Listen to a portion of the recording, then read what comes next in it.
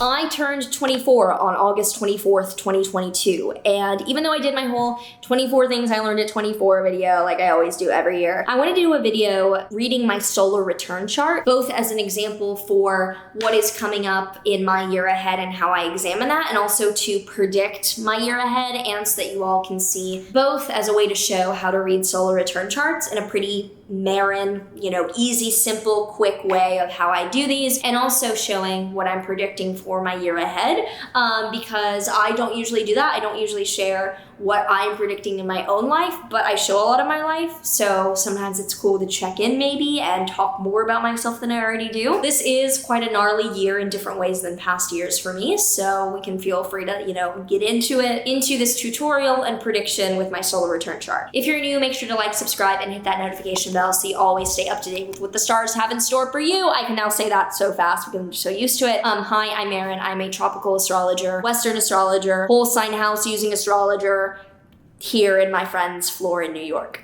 A big thank you to Scale Network for partnering with me again on this video. Now, Scale is a unique layer 2 scaling solution that by now you all might be familiar with. But today I want to go a little bit more in detail as to how Scale is reaching their goal of bringing 1 billion users to the Ethereum network worldwide. See, Scale has the best of both worlds. The interoperability and ease of using Ethereum as a layer 1 is paired with the growing world of rollups and modular layer 2s, meaning that growth does not sacrifice performance. See, Ethereum itself can become way too congested and therefore experience price surges during network traffic jams where a ton of people are trying to transact. This can mean waiting a long time for a transaction that is way too expensive. It's kind of like paying a cab $100 to take you one block. But with Scale, supply can continue to increase to meet demand, and as new nodes join, chains can be created. Which also means that instead of bridging from other chains onto ETH, which can take so much time, Scale's current version bridges to ETH mainnet in a very fast, easy-to-use, cost-efficient way, which is a game-changing upgrade differentiating it from other rollups. And Scale Hubs will further promote efficiency. Scale Hubs partners services to provide critical infrastructure to specific kinds of dApps within the Scale network. And the network of hubs and dApps is incredibly interesting to me, as I see so many incredible scaling solutions continue to emerge in the space, and I think the way that Scale itself is categorizing and making things more efficient and streamlined is really impressive.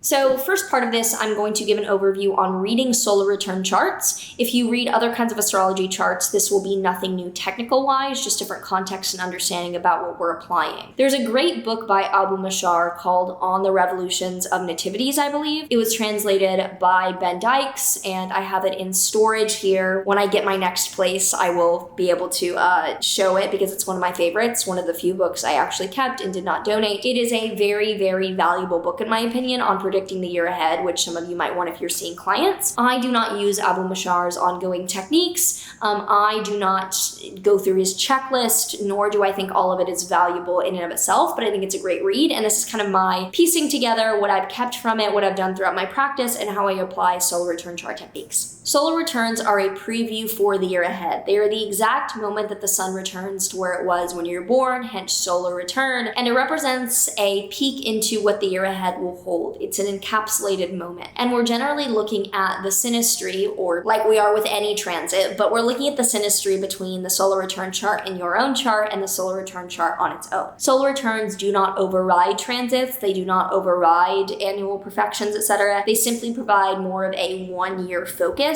on what context to apply those other things to. And if I really had to rank the hierarchy, I would say transits, because transits have different time frames, and so therefore they're going to apply very specifically on their own time frame. I would then say annual perfections and zodiacal releasing, because those are Time Lord techniques, so they kind of differ in time frame, but they're very important. And then I would rank solar returns as the third most direct way to look at the year ahead, because I mean, it's an overview, but it's not getting into the details like transits. It is one transit, but it's not the transits throughout the year. So my own birth chart is 5:27 p.m., Houston, Texas, August 24th, 1998. And my solar return this year took place in Los Angeles, where I was on August 24th, 2022 at 10:32 a.m. Honestly, it was like 10:29 to 10:35, so I took the middle minute, because I don't know, like my sun is at 1 degree, 32 minutes of Virgo, and I didn't know where, like that's so tight that the ascendant didn't move, so I'm not too picky.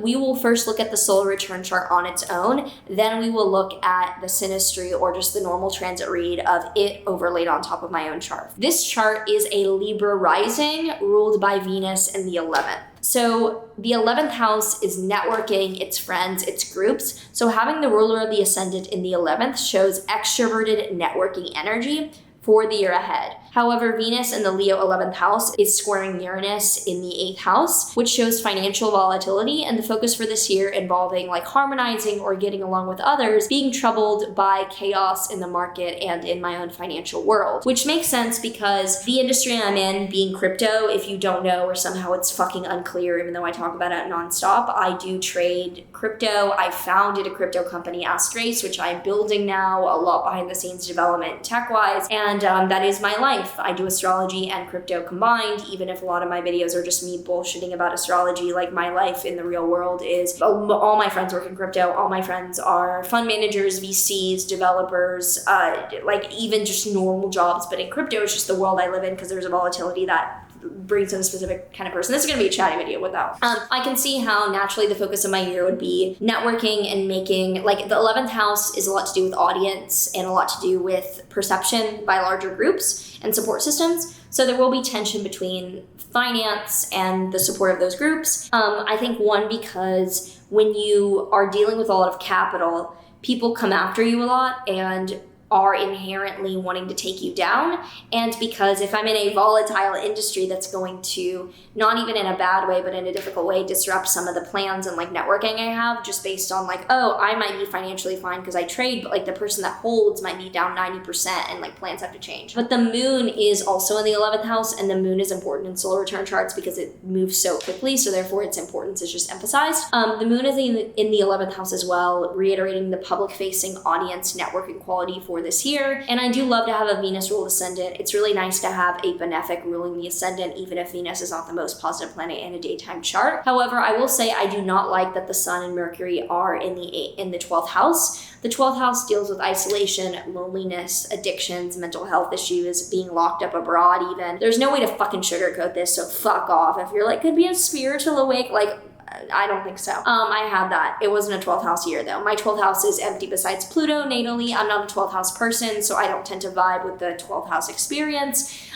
So I think even with so much publicity, if the Sun and Mercury are in the 12th house, I still feel alone and possibly even facing some internal struggles. I won't complain or anything like that, but I do often have that main character movie moment, I guess, of being out, partying with friends, and then I come back to an apartment alone and shut the door, and I'm just like, just me. Like, it's just me at the end of the day. I am extroverted. I did not realize that I am not an introvert. I was just depressed. Not clinically, but my personality was depressed for quite a bit of time.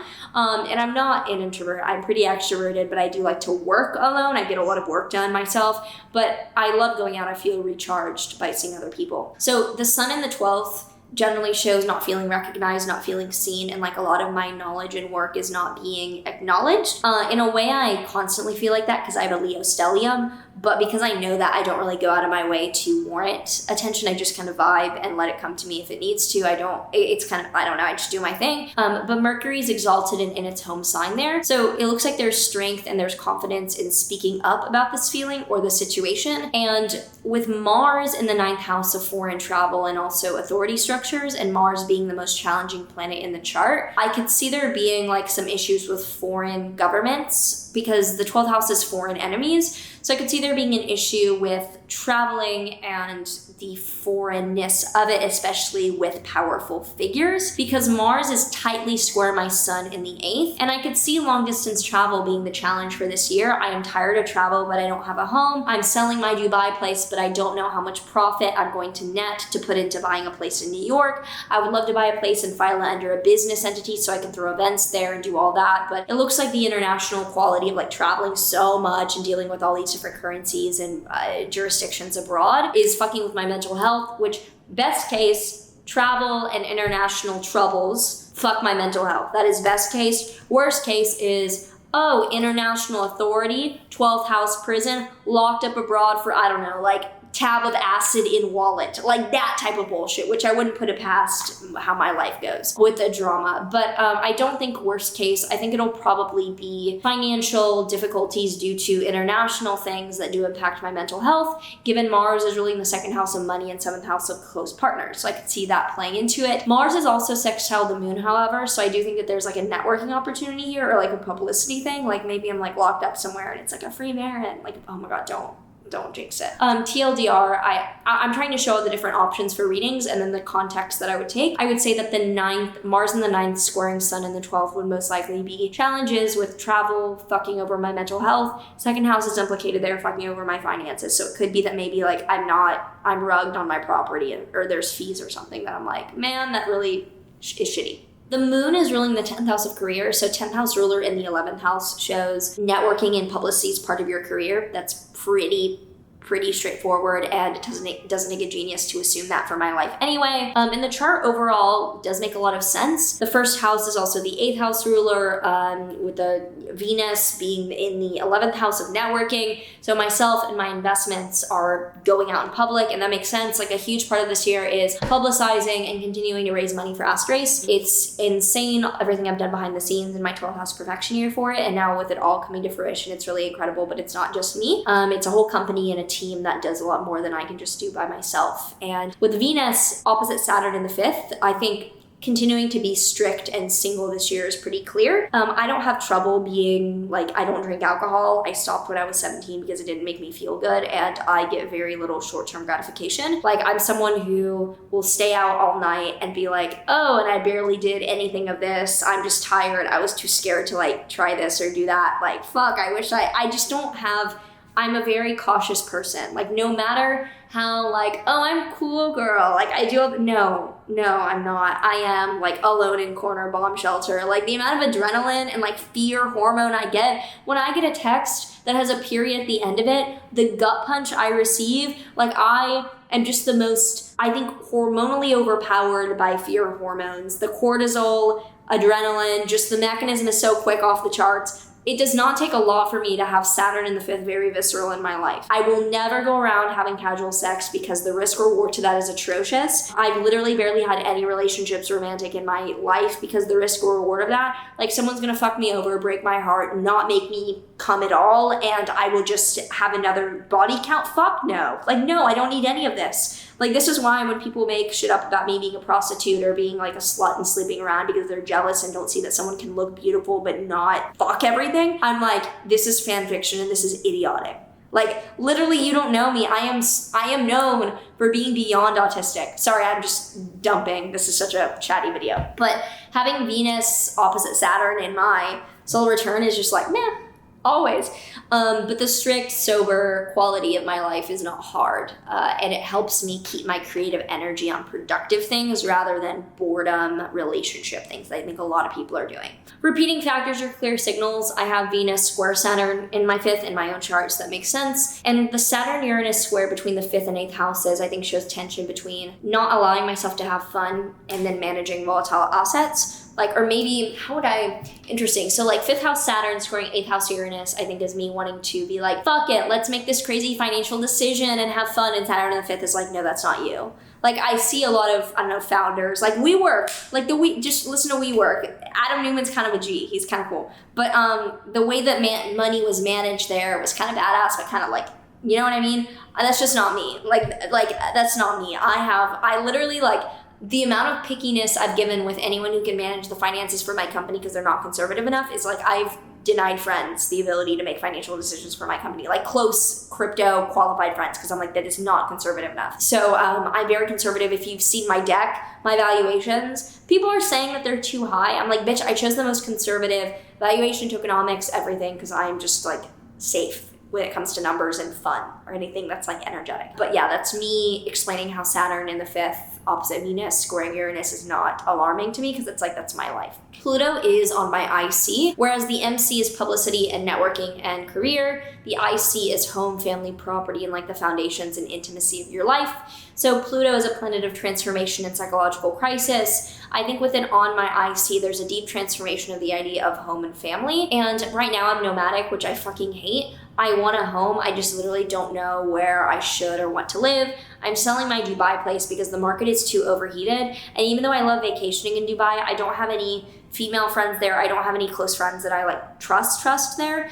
And it feels like a very empty place that, like, I love Dubai and I feel very at home there, but it feels like the people that are there with me are very empty and just there for tax purposes. And as a US citizen, I don't get any tax benefits. Like, I'm taxed wherever I go. So it's a bunch of like people from other countries that go there and make it a party place because they can party and not be taxed. And I'm like, cool, I love it here because it's bougie and safe and cozy, but like, you people are kind of empty. And I'm sure that my friends seeing this from Dubai know I'm not talking about like the 5 of you, but I have difficulty living there long term, I now see, which is very different than a month or 2 or 3 at a time vacationing there when it's cold in New York and I want a place to go, which I don't need an entire property for. I would rather sell that, take the profits plus a little bit of my own capital and put it into a pretty nice place here, because if I have a 6-figure down payment and I'm paying mortgage that would cost my rent, then that would be worth it as an investment long term. And there's nothing like saying that you own a property in New York, and I will do that by the time I'm 25. No arguments. There's no, or I fucking rope. Like, not even kidding. Like, just, yeah. So I think that could be a really big transformation, especially if it's like I'm literally a New York City, Manhattan property owner. That is just like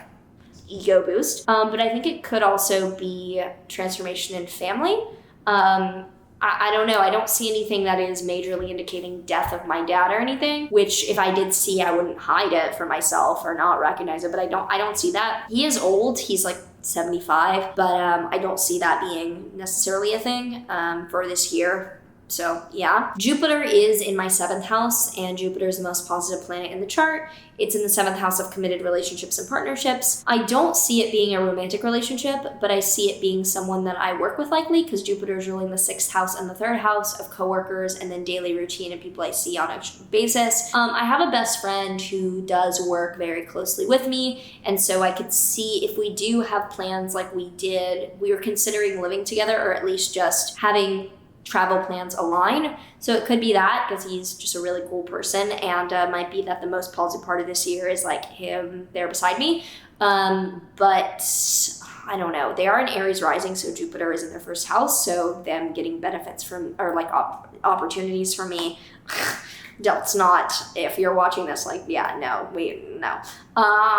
But I think that the focus for the year will be networking, publicity, and that connecting to finances makes sense with me building Astrace, and also with a one-on-one close friend being the really high point. Maybe there's a partnership in some other way that I am not as familiar with in a contact sense, like maybe I partner with a business. Even though Jupiter ruling the 6th and 3rd does make me think it's someone I see on a daily basis that works for me, which could be a close friend, because everyone who works for me, we started getting to know each other through crypto and then became friends. I don't like bringing non-crypto friends into my businesses, because when you bring friends that weren't business first into business, and it's messy every single time. I cannot count the amount of severed or really distraught friendships because it went from friendship to business. If it goes from business to friendship, it's already like you're kosher. So I really like that form of relationship. But if I go now to the synastry with my own chart, which is then clarifying how this is playing into my own chart, it's highlighting reiterating factors basically. And I immediately noticed that Saturn is exactly on my lot of fortune in the 2nd house. Saturn, being conservatism and maturity, is right on my lot of fortune, representing good fortune in my 2nd house of finances.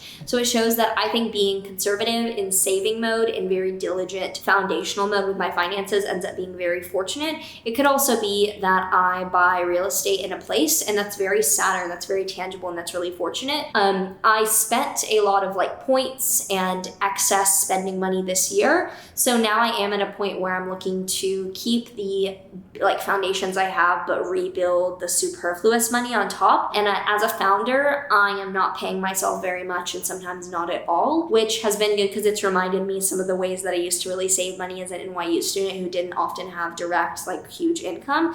So in a way that's just good. I mean, if you're also a tech founder, you get it. You can raise a bunch of money and then you're like, and I'm not paying myself. Like I'm not, it's a founder thing. Like with the way that things are, run. But I do see that being very fortunate. Saturn on my lot of fortune is one of my favorites. But on a more blech level, the moon is exactly conjunct my Mars in the 8th house, which is my most challenging planet. Mars rules my midheaven, which is my 11th house of networking, publicity, because of midheaven career. Mars also rules my 4th house of living, situation, and family. So for one, it does look like a living situation and maybe real estate is a focus, but also with Mars midheaven activated, it's like, who's fucking gonna come after me? Like, who is going to launch a hate campaign? Who's going to launch a Maren's a neo-Nazi, racist, transphobe, anti-Semite? What's going to be next? Pedophile? What's going to be next? Am I actually going to say someone's... I'm not even going to say that because someone's going to cancel me for that. I'm one of the people who's like not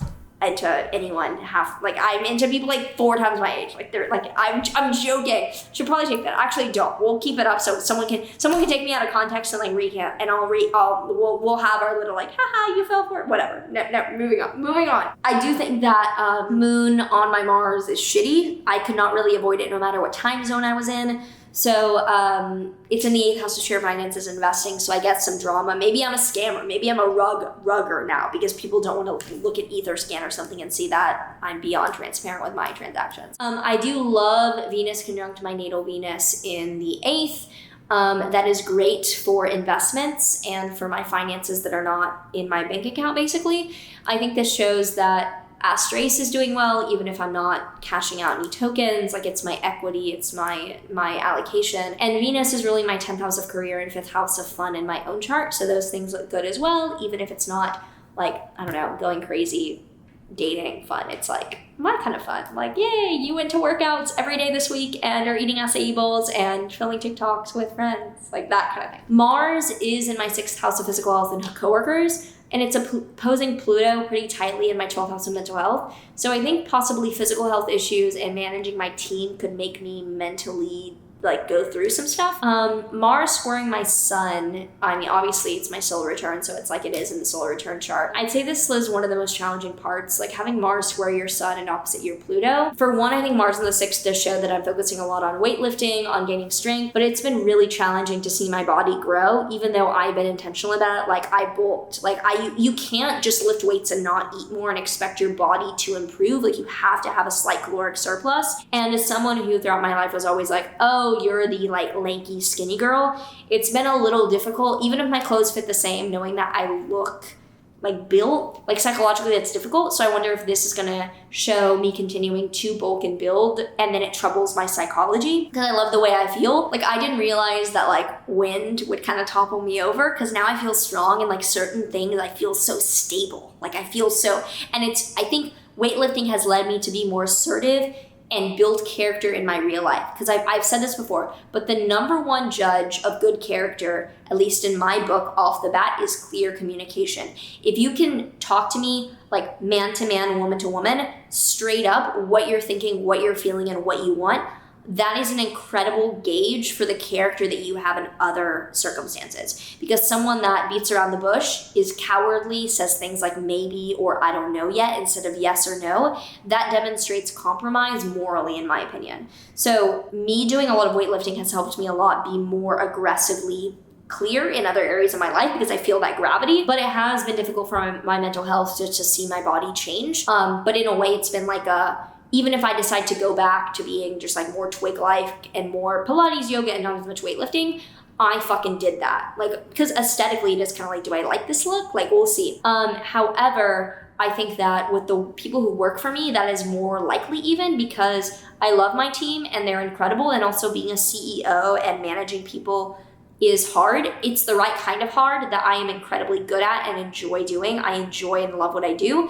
but I can't lie and say that it's not a huge growth point of something that I had to definitely grow into. As you can see, the reiterated points here are focus on finance and investments, which makes sense inherently with who I am and what I do. And another aside is that Jupiter is on my Neptune pretty exactly. And Jupiter-Neptune is growth of spiritual altered states. If I do ayahuasca, I'll let you guys know my TLDR white girl ayahuasca story time. And for me personally, the past year or so of opening up to mind-altering substances has actually been positive because I'm a very control-obsessed person, or I was. I'm really not anymore. And I have not found that I want to do any of these things randomly. Like, it's an undertaking. Like, do I really do it? Like, it's never been oh, I want this. Like, no, it's been do I give up control and learn from this? And it's actually been frightening early on. It was really difficult. It was really bad, like some traumatic experiences. But overall, as someone who does not, like, it's been more healthy for me to take that risk than it has been detrimental in like a lifestyle sense. Like, I'm really proud of myself for opening up in that way.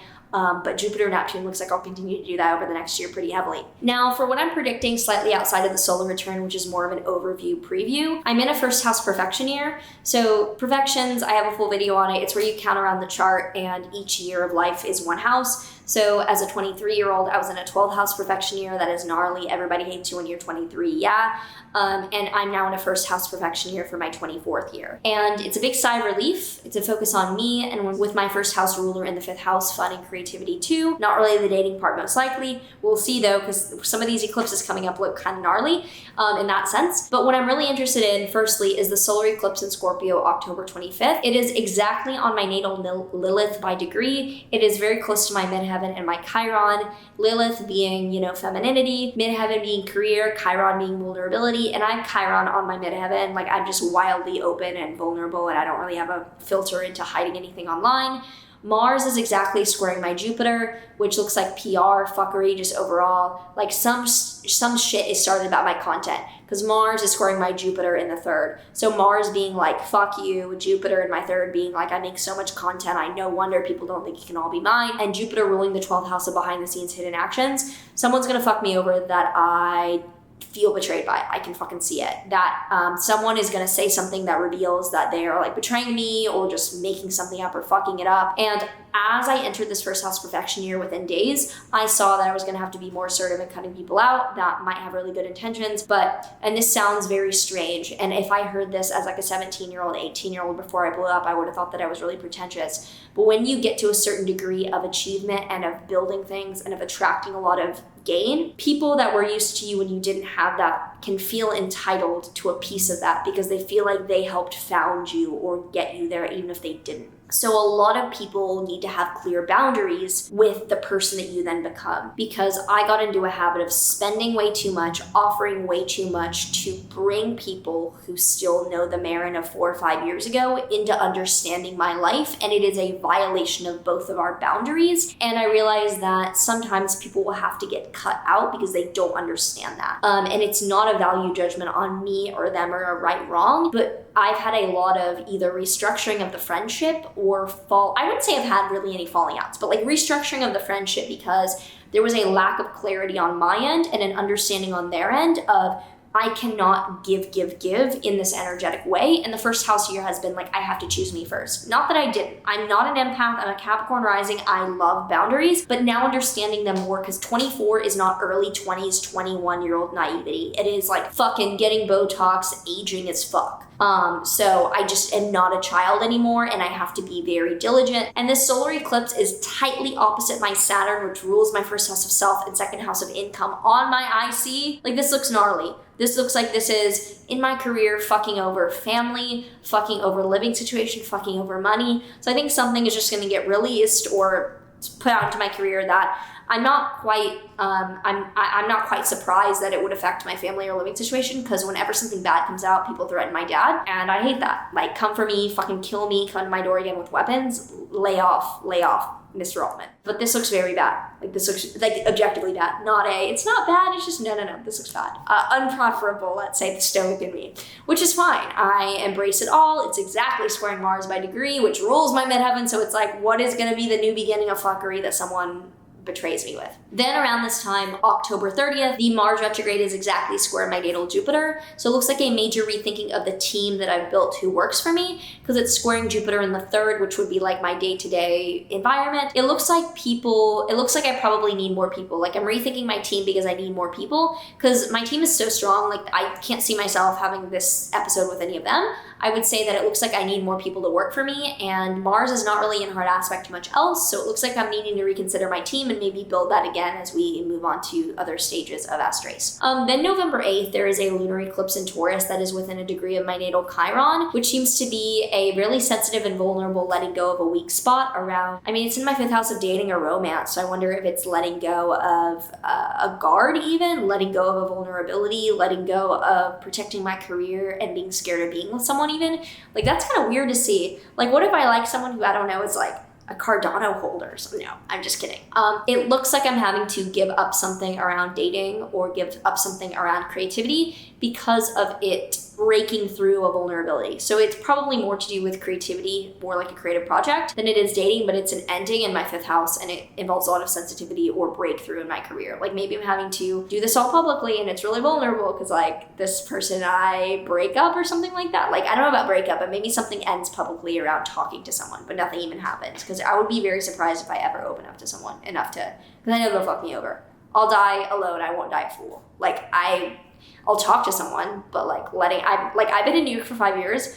I've never had a guy over, and that should explain a lot. Like, no, you don't get in my safe space. And I've never been over to guys. Like, yeah, I actually for parties, I've been like over, but not over, like, you know. Wait, no. When I dated, I had a boyfriend for a week and I was at his apartment before heading to the airport because he lived closer to the airport. So I did. I was my own boyfriend. I didn't even fuck him. Like, I was just like, good night. Like, yeah. For the 1 week I had a boyfriend in 2021. Bless his heart. Then late December looks like a great time for me. Mercury, Venus, and the Sun are gonna be my 1st house, crossing my ascendant. Jupiter's opposing my moon. And late December looks like fire. Maybe I get some good presents for myself. Late February looks nice for me. Venus and Jupiter will oppose my moon and trine my Leo stellium. So that looks like a fire, career, and money time. Then there's a lunar eclipse May 5th, which is right on my Chiron again. There's an ending or letting go of something sensitive in my career. That looks like wow, yeah, ending or letting go of something in my career. Mars on my descendant looks like issues with one close friend or close person. Looks like someone letting go of something creatively related to my career or falling out with someone. Like, this looks like if it was someone else's chart, I would lean more towards looks like a very heavy breakup, because Mars is on my descendant. It's a lunar eclipse in my 5th. Like, come on, an ending of something romantic because you're fighting with a partner. For me, it could be that a creative project falls through because of issues with someone I'm really close to, or by the grace of God, I'm talking to someone, we have a falling out, and like I'm close with them. Yeah, I don't really see it being the dating thing just because of my own chart, but I could see it being a falling out with someone that I'm involved in a creative project in. And then May 19th, that solar eclipse 2023 looks very interesting because it is in my 5th house with the Sun in Taurus. Like Venus is on my descendant. This looks like, whoa, so solar eclipse in 5th with Venus right on my descendant looks like huge new beginning in a dating or relationship sense, or just partnering with someone on a creative sense. Lord, I hope I don't. My camera literally overheated and died while I was filming that ending, so I don't feel like waiting for it to cool down and then refilming it on my camera. I'll just fucking do a little photo booth moment. Having that solar eclipse in my 5th house with Venus on my descendant is like, am I getting married or some shit? I better not get pregnant. I better not be pregnant. Like, Lord help me, because that looks, wow.